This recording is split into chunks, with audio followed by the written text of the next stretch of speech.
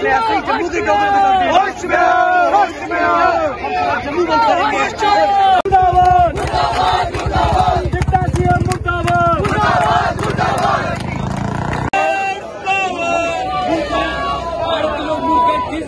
जम्मू कश्मीर में भारत देश में डिप्टी सीएम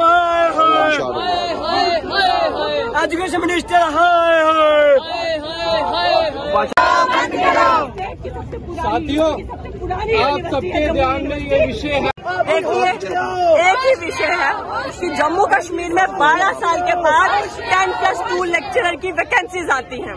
जब वैकेंसीज आती है तो उसमें देखा ये जाता है हमारी भारत की भाषा हिंदी का कोई वैकेंसी नहीं आना, हमारी जो जननी है भाषाओं की संस्कृत उसकी कोई वैकेंसी नहीं आना।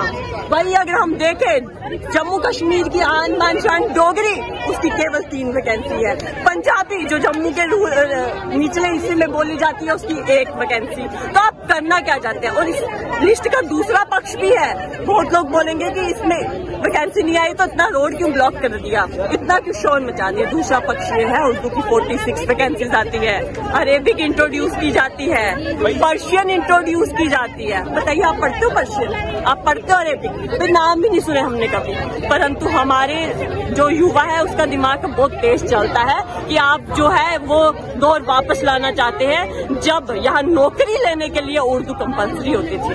आप वही दौर वापस लाना चाहते हैं। आपने उसी दौर का बीजारोपण करने की कोशिश की है। आप कहते हो कि हम लोग राजनीति करते हैं, हम जम्मू और कश्मीर को अलग मानते हैं, परंतु ये कृत्य तो आप ही ने शुरू किया है।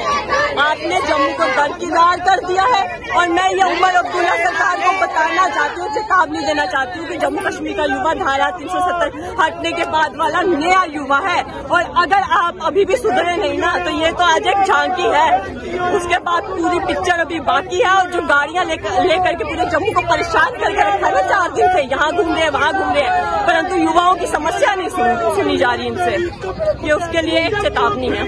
हम अपना हक लेना जानते हैं और लेकर रहेंगे।